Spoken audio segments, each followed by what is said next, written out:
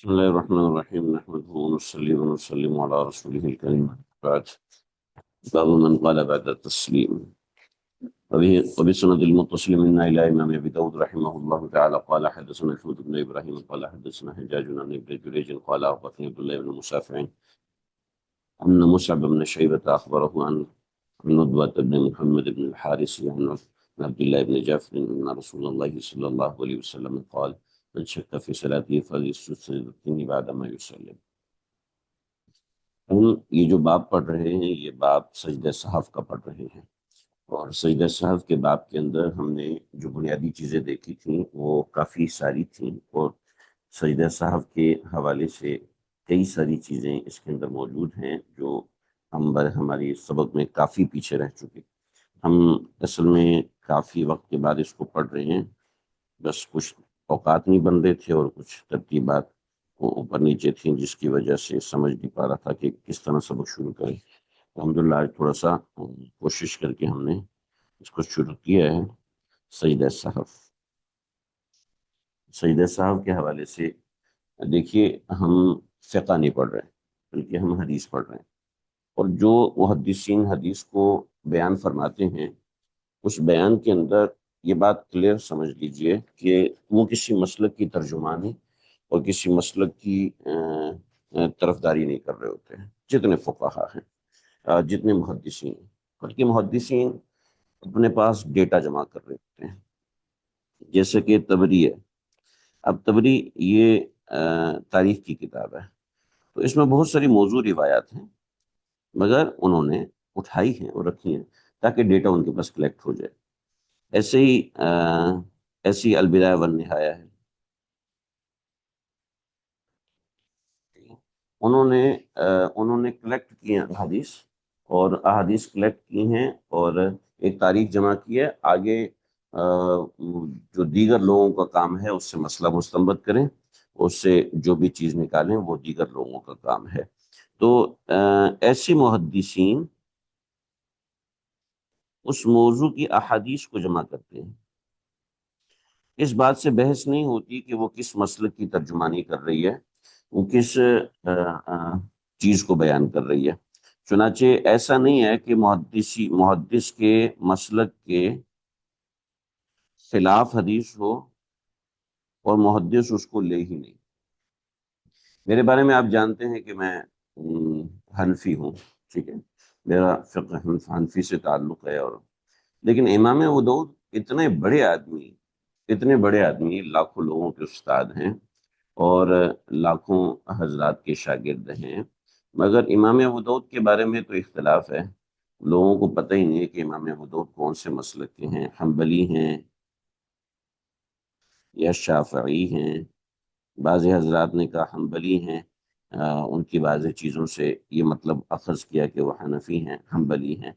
تو وجہ کیا ہے؟ وجہ یہ ہے کہ یہ لوگ جو روایت لے کے آتے ہیں وہ کسی مسلک کے تحت نہیں لے کے آتے ہیں، بلکہ ایک موضوع پر وہ روایات جمع فرماتے ہیں اور اس کے مطابق ان کا معاملہ ہوتا ہے. تو یاد رکھیے، نہ بخاری کسی مسلک کی کتاب ہے، نہ ابو داؤد کسی مسلک کی کتاب ہے. ہمیں وہ احادیث کی کلیکشن ہوتی ہے جو کہ محدث کے معیار کے مطابق ہوتی ہے، اور محدث کا ایک معیار سیٹ ہے، جیسے کہ بخاری کی اپنی ایک شرائط طے ہوتی ہیں. محدث اس معیار کے مطابق حدیث جمع کرتا ہے، اور آگے فقہا کا کام ہوتا ہے کہ ان حدیث سے مسائل کا استنباط اور وجہ ترجیح وہ فقہا بیان فرماتے ہیں. تو یہ ذہن میں رکھیے. چنانچہ یہ جو لوگ ترجمے پڑھ پڑھ کے لوگوں کو مسئلے نکال کے دے رہے ہوتے ہیں وہ صرف گمراہ کر رہے ہوتے ہیں لوگوں کو، گمراہی کے علاوہ وہ کچھ بھی نہیں پھیلا رہے ہوتے ہیں. اب دیکھیے، ہم کافی تھوڑا سا پیچھے سے میں شروع کر رہا ہوں. سہو فی سجدتین، یعنی باب سجدہ سہو کے شروع میں ہم نے کچھ باتیں ذکر کی تھی، میں تھوڑا سا اس کو ریکال کر رہا ہوں. سجدہ سہو، اگر نماز میں غلطی ہو جاتی ہے، تو سجدہ سہو حنفیہ کے ہاں واجب ہے، اس کے بغیر نماز نہیں ہوگی. اور امام شافعی کہتے ہیں کہ سجدہ سہو سنت ہے. آج تھوڑا سا آپ کو اس طرح گزارا کرنا ہوگا کہ یہ میں سمجھ لیں کسی دوسری جگہ سے پین استعمال کر رہا ہوں، ٹھیک ہے.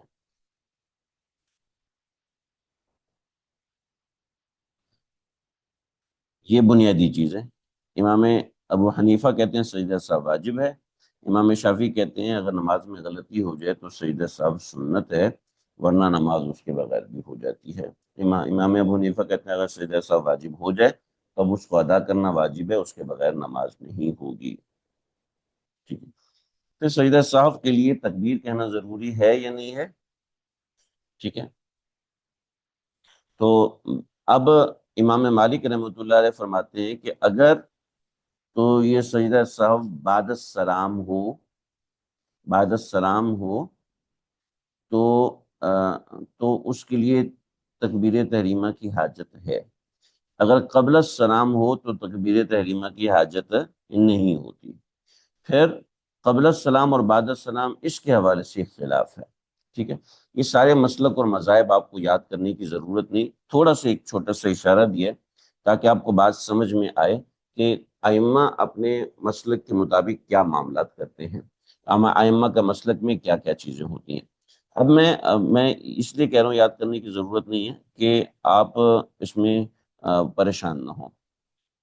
اب ہم دیکھتے ہیں حدیث میں کیا آتا ہے۔ حدیث میں آتا ہے نبی علیہ الصلوۃ والسلام نے فرمایا من شک فی صلاتی فلیسجد سجدتین، بھی جس کسی کو اپنی نماز میں شک پڑے تو اس کو چاہیے کہ 2 سجدے کر لے۔ من شک فی صلاتی فلیسجد سجدتین بعد ما یسلم، سلام پھیرنے کے بعد۔ حنفیہ کا مسلک ہے کہ سجدہ سہو کریں گے سلام پھیرنے کے بعد۔ ٹھیک ہے، حنفیہ اس روایت سے استدلال کرتے ہیں من شک فی صلاتی ہی۔ اب شک کی نوعیت کیا ہے؟ وہ بہت ساری نوعیتیں ہیں، مگر مطلقاً ایک مسئلہ ہمارے پاس آ گیا کہ من شک فی صلاتی فلیسجد سجدتین بعد ما یسلم، سلام پھیرنے کے بعد دو سجدے کر لے، یہ جو ہے وہ سجدہ سہو کہلائے گا۔ ٹھیک ہے، تو بعد ما یسلم۔ ٹھیک ہے جی، بات سمجھ میں آ گئی؟ تو مطلق سجدہ سہو کے حوالے سے یہ چیز ہے۔ ٹھیک ہے، امام شافعی رحمۃ اللہ علیہ کہتے ہیں بعد ما یسلم، گاڑی میں بعد ما یسلم، سلام پھرنے کے بعد۔ امام شافعی رحمۃ اللہ علیہ فرماتے ہیں کہ جی یہ من شک فی صلاتی، جس کو نماز میں شک ہو جائے تو اس کے لیے فلیسجد سجدتین بعد ما یسلم، سلام پھرنے کے بعد 2 سجدے کر لے۔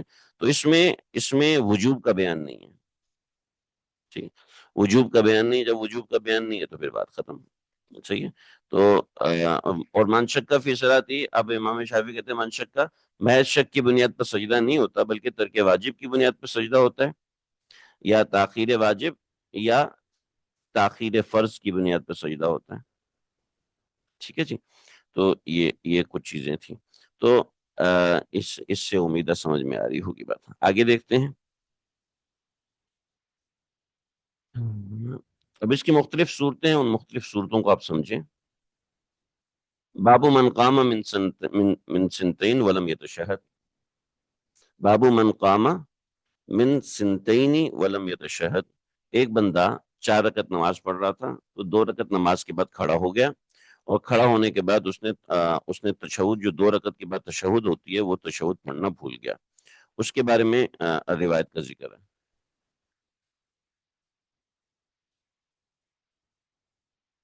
اس کے بارے میں روایت کا ذکر ہے کہ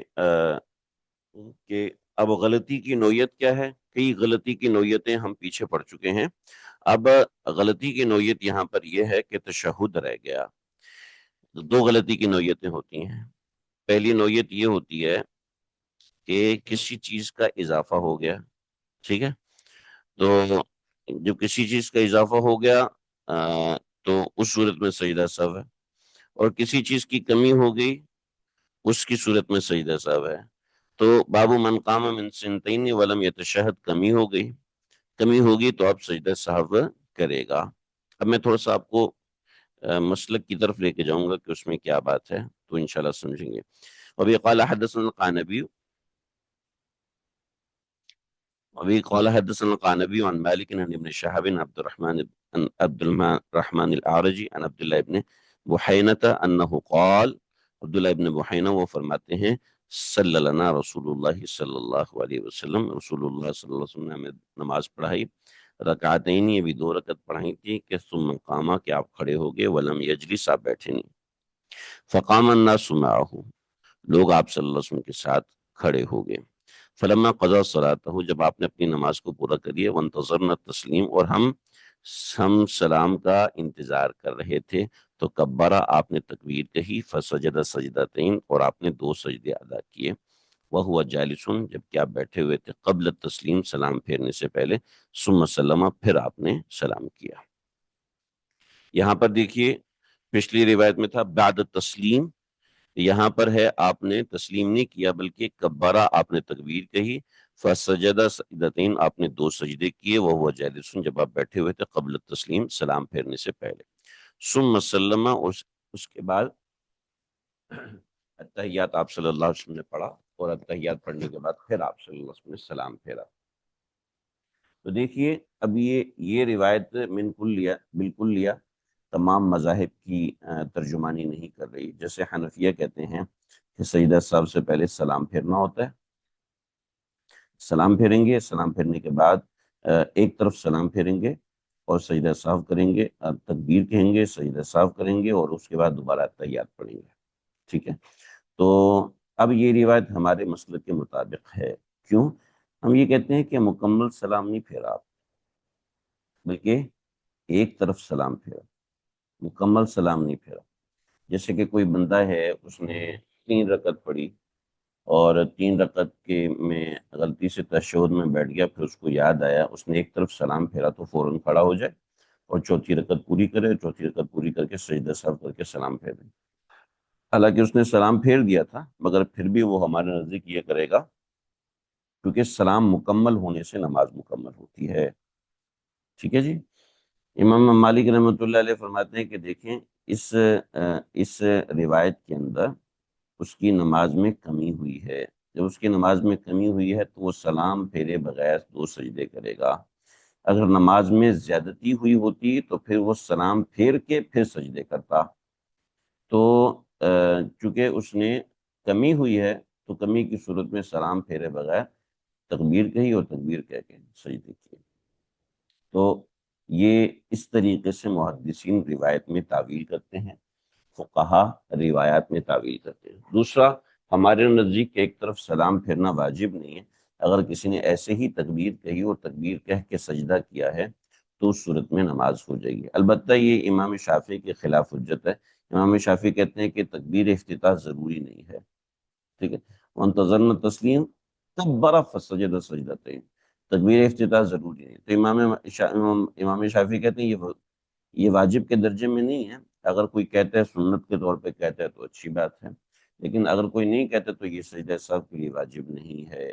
ہمارے نزدیک تکبیر کہنا ضروری ہے۔ یہ سمجھ میں آگی جی؟ تو یاد رکھیے، ہر حدیث محل استشہاد نہیں ہوتی، بلکہ ایک ترتیب سے محل استشہاد بن رہی ہوتی ہے۔ وبی قال حدثنا عمرو بن عثمان قال حدثنا ابی وبقیۃ، ابی و بقیۃ، ابی اور ہے اور بقیہ اور ہے، ٹھیک ہے، وبقیۃ نہیں۔ حدثنا عمرو بن عثمان قال حدثنا ابی و بقیہ، یعنی عمرو بن عثمان اپنے والد عثمان سے نقل کرتے ہیں اور بقیہ سے بھی نقل کرتے ہیں۔ قال، وہ کہتے ہیں، حدثنا شعیب عن الزہری، شعیب زہری سے بمعنی اسنادی و حدیثی، اسی سند سے روایت ذکر کرتے ہیں، یعنی اوپر والی سند ہے۔ کون سی؟ ابن شہاب ہے، یہاں یہاں یہاں زہری ہے، ٹھیک ہے۔ ابن شہاب و زہری ایک ہی ہے، ٹھیک ہے۔ اس کے پیچھے مالک اور کانبی اور مالک ہیں، اس کے پیچھے یہ عمرو بن عثمان، ابی اور بقیہ ہیں، ٹھیک ہے۔ اس کے پیچھے یہ 2 راوی ہیں اور یہ 2 راوی ہیں، ٹھیک ہے۔ اور اس میں 3 راوی ہیں، زہری کے پیچھے 3 راوی ہیں، اور اس میں زہری کے پیچھے 2 راوی ہیں، ٹھیک ہے۔ ابن شہاب اور زہری ایک ہی ہیں، بس سمجھ میں آ رہی ہے جی؟ ٹھیک۔ پھر آگے زہری کے بعد روایت وہی عن عبد الرحمن العارجی عن عبداللہ بن بحینہ انہو، یہ آگے روایت وہی بمعنی اسنادی ہی، اسی اسناد سے وہ حدیثی لیکن اس روایت میں یہ سارے صلی اللہ علیہ رسول اللہ صلی اللہ علیہ وسلم رکعتین ثم قام فلم یجلس فقام الناس معه فلما قضى صلاته وانتظرنا تسليما كبر فسجد سجدتين وهو جالس قبل التسليم ثم سلم وكان منا متشهد في قيامه وكان منا متشهد في قيامه اس روایت کے اندر ایک اضافہ ہو جاتا ہے. وہ اضافہ یہ ہو جاتا ہے کہ ہم میں سے بعض لوگ قیام میں تشہد پڑھ رہے تھے. بعض لوگ منا متشہد فی قیامی، فی قیامی کا مطلب اپنے قیام کا مطلب نہیں ہے، بلکہ اس یہ جو بیٹھے ہوئے تھے وہ ہوا جالسن، اس جالسن کو رکنے سے تعبیر کیا. ٹھیک ہے. وکانا منا متشہد فی قیامی، ہم لوگ اپنے جو ہے اس میں تشہد پڑھ رہے تھے. نہیں، وہ میں نے غلط بتا دیا، استغفر اللہ. وکانا منا متشہد فی قیامی، یہ تھوڑا سا اس روایت کو سمجھیے. صلی اللہ رسول اللہ صلی اللہ علیہ وسلم رکعتین، اوپر والی روایت میں آئیں گے، اس کو سمجھنے کے لیے اوپر والی روایت میں آئیں گے.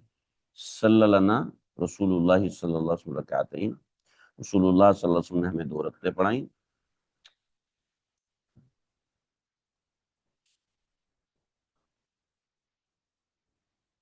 صلی اللہ رسول اللہ صلی اللہ علیہ وسلم رکعتین، آپ صلی اللہ علیہ وسلم نے ہمیں 2 رکعتیں پڑھیں. ثم قاما، پھر آپ کھڑے ہوئے. فلم یجلس، اور آپ بیٹھے نہیں. فقام الناس معه، اور لوگ آپ کے ساتھ کھڑے ہو گئے. ٹھیک ہے. تب یہاں اضافہ ہے کہ وکان منا، لوگوں میں سے کچھ ایسے تھے کہ المتشہد فی قیامی، جو کہ قیام کے اندر تشہد پڑھ رہے تھے نبی علیہ الصلوۃ والسلام کے پیچھے. ٹھیک ہے. یعنی جو یعنی یہ ان کی غلطی تھی، کہ وہ سمجھے کہ شاید تشہد، جی ظاہری بات ہے وہ تو غلطی سے ہوا، تو وہ یہ سمجھے کہ ابھی تشہد پڑھتے ہیں، جب 2 رکعت کے بعد تشہد پڑھتے ہیں تو یہ شاید کھڑے ہو کے پڑھنا ہے. تو صحابہ کو یہ کنفیوژن ہوا. وکان منا، تو پھر بعد میں پتہ چلا کہ وہ غلطی سے ہوا، اور پھر آپ صلی اللہ علیہ وسلم نے اس کے لیے سجدہ صاف کر لیا. ٹھیک ہے جی، بات سمجھ میں آ گئی.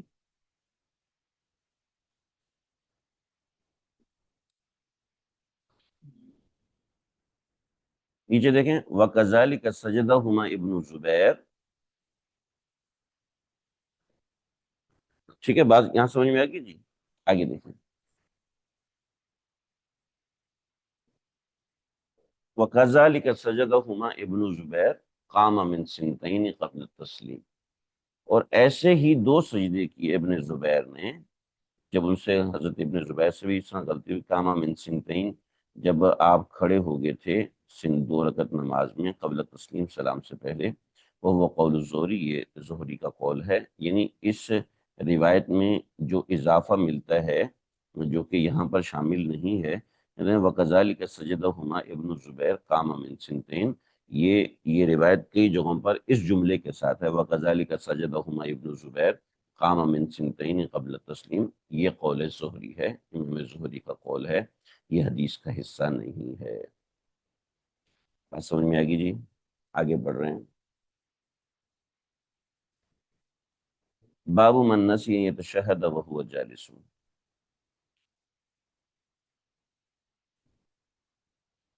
یہاں پر جو ہے دیکھیں، من نسی یتشہد وہو جالس، جو شخص بیٹھے ہوئے تشہد بھول جائے. ٹھیک ہے. جو شخص بیٹھے ہوئے تشہد بھول جائے، اس میں تھوڑا سا فرق ہے.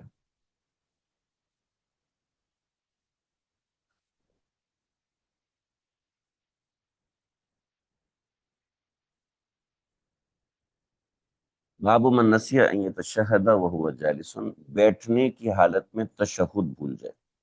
دیکھیں یہ اس طرح سادہ نہیں، بلکہ تھوڑا سا سمجھیے گا اس بات کو.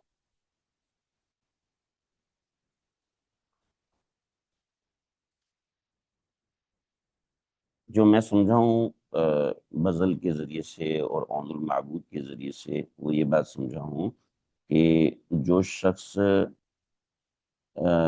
بیٹھنا بھول جائے تشہد کے لیے، ٹھیک، ترجمہ تو اس کا بن رہا ہے باب من نسی ان یتشہد وہو جالس، بیٹھے ہونے کی حالت میں تشہد بھول جائے اور کھڑا ہو جائے، ٹھیک ہے، بیٹھے ہونے کی حالت میں تشہد بھول جائے اور کھڑا ہو جائے۔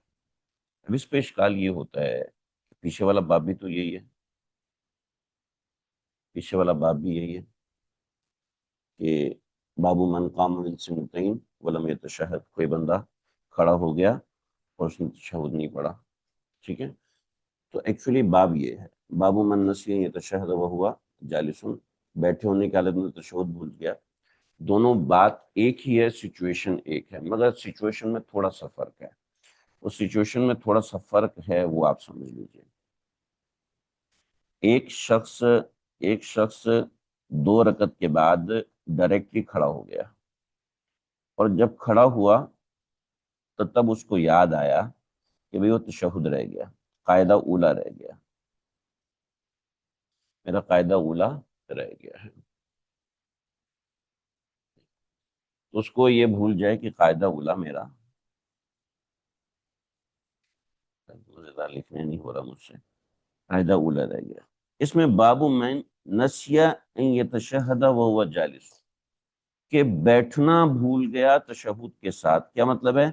رکوع سے اٹھ رہا تھا، ابھی راستے میں تھا، ٹھیک ہے، اب اس کو یاد آ گیا، ٹھیک ہے، تو اب جب اس کو یاد آ گیا اور پھر وہ کھڑا ہو گیا، ابھی راستے میں ہے، تو اب اس میں حنفیہ تفصیل کرتے ہیں۔ حنفیہ کہتے ہیں کہ اگر قعود کے نزدیک تھا تو واپس بیٹھ جائے، اور اگر قیام کے نزدیک تھا تو کھڑا ہو جائے۔ دیگر ائمہ کہتے ہیں کہ کھڑا ہو گیا تو واپس نہ جائے بلکہ تشہد پہ جائے۔ حنفیہ کہتے ہیں کہ اگر اس کے قریب تھا تو یہ چونکہ فرض ہے، اب ترک فرض کر کے واپس واجب کی طرف آئے تو یہ درست نہیں ہے، اور اگر واجب کے قریب ہے تو بھی واجب مکمل طور پہ ترک نہیں ہوا، لہٰذا اس طریقے سے کرے، ٹھیک ہے جی۔ تو الفاظ کے ظاہر پر نہ جائیں، بلکہ آگے جو حدیث بیان ہو رہی ہے اس کے تحت ہم ترجمۃ الباب کو اخذ کریں گے تو انشاءاللہ بات زیادہ اچھے سے سمجھ میں آئے گی۔ باب من نسی ان یتشہد وہو جالس، کہ بیٹھے ہوئے ہونے کی حالت میں تشہد رہ گیا اور وہ کھڑا ہو گیا، تو اب اس صورت کا بیان یہاں پہ ہو رہا ہے۔ وبه قال حدثنا حسن بن عمرو عن عبد الله بن الوليد عن سفيان عن جابر يعني عن جعفية يعني الجعفية قال حدثنا مغيرة بن شبيل الأحمسي عن قيس بن أبي حازم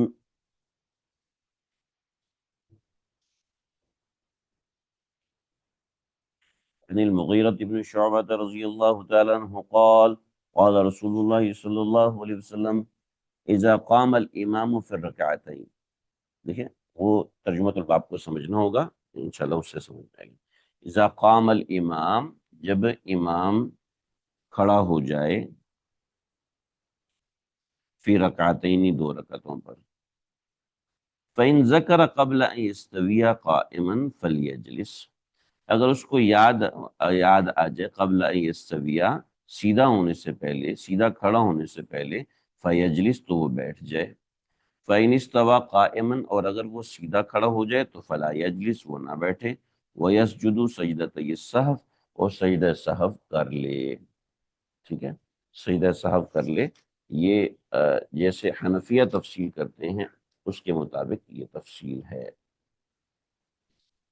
لا الہ الا اللہ، شوافی کے نزدیک رجوع الی القاعدہ جائز نہیں ہے، ٹھیک ہے، امام مالک امام ابو حنیفہ کے ساتھ ہیں، جیسے امام ابو حنیفہ کا مسلک ہے، امام مالک امام ابو حنیفہ کے ساتھ ہیں، امام شافعی رجوع الی القاعدہ کے کو جائز نہیں دیتے، جواز نہیں دیتے ہیں، ٹھیک ہے جی۔ لا الہ الا اللہ، بات سمجھ میں آ گئی جی۔ تو یہ روایت ایسے، اذا قام الامام فی الرکعتین فإن ذکر قبل ان یستوی قائما، اگر اس کو یاد آ جائے سیدھا کھڑا ہونے سے پہلے، فلیجلس، تو اس کو چاہیے کہ وہ بیٹھ جائے، فإن استوى قائما، اگر وہ سیدھا کھڑا ہو جائے تو فلا یجلس، تو وہ نہ بیٹھے، ویسجد سجدتین السہو۔ ہم جو تعویل کرتے ہیں، ہم وہ کہتے ہیں کہ جو کھڑا ہونے کے قریب ہے تو اس کا مطلب ہے کہ کھڑا ہونا جو وہ فرض کے زیادہ قریب چلا گیا، اب وہ واجب کی طرف واپس نہ لوٹے، وہ کھڑا ہونے کے حکم میں ہی ہے۔ اگر وہ بیٹھنے کے قریب ہے تو جب تک وہ بیٹھنے کے حکم سے نہیں نکلا اس حدیث کی وجہ سے اس کو آ جانا چاہیے. ٹھیک ہے جی، بات سمجھ میں آ گئی. اس روایت کے اندر ہیں جابر جعفی. یہ جابر جعفی ہیں اس روایت کے اندر. اس کے بارے میں دیکھ لیجئے. یہ روایت کے اندر ہے عن سفیان عن جابر یعنی الجعفی. ٹھیک ہے، یہ اس روایت کے اندر ہے. اس کے بارے میں ہمیں امام ودود کریں. قال ودود لیس فی کتابی عن جابر الجعفی الا هذا الحدیث. کہتے ہیں میری کتاب میں جو جابر جعفی ہے اس کی صرف ایک حدیث ہے، صرف ایک حدیث. اس لیے کہ یہ جابر جعفی جو ہیں، جابر جعفی، ان کے بارے میں یحییٰ ابن معین اور امام ابو حنیفہ کہتے ہیں کہ یہ جھوٹ ہے. ٹھیک ہے، یہ جھوٹا آدمی ہے. جیسے کہ غزل میں کہتے ہیں ما رأیت اکذب من جابر الجعفی، کہ میں نے جابر جعفی سے زیادہ جھوٹا انسان کبھی نہیں دیکھا. ٹھیک ہے. بعض حضرات نے کہا یہ رافضی تھا.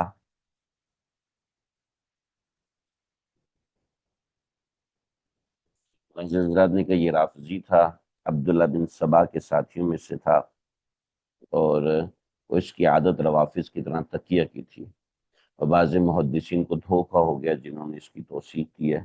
امام ودود فرما رہے کہ میری کتاب میں صرف جابر جعفی کی یہی ایک روایت ہے، اور ظاہر بات ہے اس روایت کو دیگر حضرات کی تائید حاصل ہے تو روایت حسن درجے میں آ جاتی ہے. جب حسن درجے میں آ جاتی ہے تو روایت قابل ذکر ہے، درست ہے، مگر وضاحت کر دیں کہ توثیق ضمنی امام ودود ان کو نہیں دے رہے. قال ابو داؤد بشرا والے نسخے میں نہیں، قال ابو داؤد الگ سے نہیں ہوگا، ساتھ ملا ہوا ہوگا. نہیں ہوا تو اچھا یہ شاید نہ ہو، کیونکہ یہ دیکھیے جہاں اس طرح کے یہ ڈاٹس آ رہے ہوتے ہیں نا تو بعض دفعہ یہ الگ نسخوں میں ہوتے ہیں، ہر نسخے میں نہیں ہوتے. ٹھیک ہے، جہاں یہ والی پریکٹس لگی ہوتی ہے. اچھا نیچے مل گیا، چلے اچھی بات ہے. تو اچھا ذہن میں رکھیے توثیق ضمنی کیا ہوتی ہے. توثیق ضمنی یہ ہوتی ہے کہ ایک روایت محدث نقل کرتا ہے تو محدث جو روایت نقل کرتا ہے وہ روایت ہم جیسے عام لوگوں کے لیے تو یہی ہے کہ جناب روایت بخاری میں آئی ہے، روایت مسلم میں آئی ہے، روایت ترمذی میں آئی ہے، تو ہمارے ہاں تو یہ ہے. مگر صاحب ترمذی جن جن لوگوں سے روایت نقل کرے گا وہ سارے بندے امام ترمذی کے نزدیک درست ہیں. ٹھیک ہے، جس سے عبید اللہ بن عمر الجشمی ہے. تو عبید اللہ بن عمر جشمی اس کی ایک توثیق ضمنی ہو گئی. ابو داؤد نے اس کو لیا ہے، مطلب راوی صحیح ہے. یزید بن ہارون، ابو داؤد نے اس کو لیا ہے، اس کا مطلب ہے یہ راوی صحیح ہے. ٹھیک ہے. مسعودی، زیاد بن علاقہ، یہ اس نے لیا ہے. اب زیاد بن علاقہ کے حوالے سے بھی تھوڑی سی بات ہے تو خیر اس کے اوپر ہم فی الوقت نہیں جا رہے. تو یہ توثیق ضمنی ہوتی ہے. ٹھیک ہے. توثیق ضمنی کے اوپر آج کے زمانے میں ایک صاحب نے بڑا اچھا کام کیا ہے. عرب ہے، مجھے اس وقت نام یاد نہیں، میں نے ان کی کتاب ان سے منگوائی تھی. تو یہ توثیق ضمنی، تو جو راوی محدث کے نزدیک درست نہیں ہوتا تو وہ اس کے اوپر اپنا بیان ریکارڈ کر دیتا ہے، کچھ واضح کر دیتا ہے. جیسے امام ترمذی کہتے ہیں حسن صحیح، روایت حسن. ٹھیک ہے، روایت حسن غریب. ٹھیک ہے. تو اب اس کے ذریعے سے ان کی توثیق ضمنی واضح ہو رہی ہوتی ہے. یہ توثیق ضمنی ہے. تو جس راوی کی توثیق ضمنی لگ رہی ہوتی ہے تو وہ بنا دیتے ہیں. تو جابر جعفی کے حوالے سے ضعیف کا قول ہے تو امام ابو داؤد نے واضح کر دیا ولیس فی کتابی عن جابر الجعفی الا ھذا الحدیث. میری کتاب میں صرف یہی ہے. مطلب یہ ہے کہ اس کے حوالے سے کوئی نہ کوئی گڑبڑ ہے، کوئی نہ کوئی بات ہے، لیکن یہ روایت اپنی طور پہ درست ہے، مگر جابر جعفی کی توثیق ضمنی میں نہیں کر رہا. ٹھیک ہے. لا الہ الا اللہ نستغفر اللہ ونتوب الیہ. چلیں جی آگے چلیں. اس باب کے اندر مجھے ایک دو چیزیں پھنس گئی تھیں. میں بس آج کا سبق ہم یہاں تک رکھیں گے. وصلی اللہ تعالی علی خیر خلقہ محمد 1037 ہم پھر پڑھیں گے اس حدیث کے حوالے سے. مجھے کچھ دیکھنا تھا وہ میں دیکھ نہیں پایا. آج کا سبق یہیں تک ہے. چھوٹی سی بات ایک عرض کروں گا کہ ہم حدیث کا سبق پڑھ رہے ہیں، تو یہ آج ہمارا ایک کافی وقت کے بعد شروع ہوا سلسلہ. جب ٹوٹ جاتا ہے تو پھر اس کو جوڑنا خاصا مشکل ہوتا ہے، اس میں جڑنا خاصا اور مشکل ہوتا ہے. پڑھانے والا تو کسی نہ کسی سے کر لیتا ہے، مگر پڑھنے والوں کے لیے بڑے حوصلے کی بات ہوتی ہے کہ اس کے ساتھ دوبارہ جوڑنا. تو آج یہ ہم نے تھوڑی ہمت کر کے تھوڑا سا سلسلہ شروع کیا ہے. آپ حضرات سے درخواست ہے کہ اس کی پابندی کیجیے اور اس میں شامل رہیں. انشاءاللہ حدیث پڑھنا سمجھ میں نہ بھی آئے تب بھی فائدے کی بات ہے کہ افعال رسول صلی اللہ علیہ وسلم اللہ تعالیٰ پڑھنے کی ہمیں توفیق دے رہے ہیں. اچھا، ابو داؤد کے نسخوں میں جیسے میرے پاس جو دوسرا نسخہ ہے اس کے اندر ان روایت کے نمبر اور ہیں، ٹھیک ہے. ایسے ہی یعنی نمبر میں 8-10 نمبرز کا فرق ہوتا ہے. تو اس وجہ سے، لیکن جس کتاب سے ہم پڑھ رہے ہیں تو میں حدیث کے اوپر جو نمبر لگاتا ہوں میں اسی حساب سے پھر لگا دیتا ہوں، تاکہ وہ بات ہمارا جو ریکارڈ ہے اور جو ہمارا صفحہ ہے وہ آپس میں میچ کرتے رہیں. تو اب یہ جیسے ایک حدیث نمبر 1037 ہے تو دوسرے نسخوں میں 1034 نمبر یہ حدیث ہے، اور اسی طریقے سے مختلف ہیں. تو ایسے تھوڑا بہت نمبر اوپر نیچے ہوتا ہے. جیسے عون المعبود کا ساتھ میں حوالہ دیا کہ صفحہ نمبر 274 ہے، جلد نمبر 3 ہے. تو اس نسخے میں ہے لیکن ہر نسخے میں ایسے نہیں ہوتا. تو امید ہے بات سمجھ میں آ گئی. کوئی سوال کرنا ہو تو آپ لوگ سوال کر سکتے ہیں. صلی اللہ تعالیٰ علی خیر خلقہ محمد و آلہ و صحبہ اجمعین.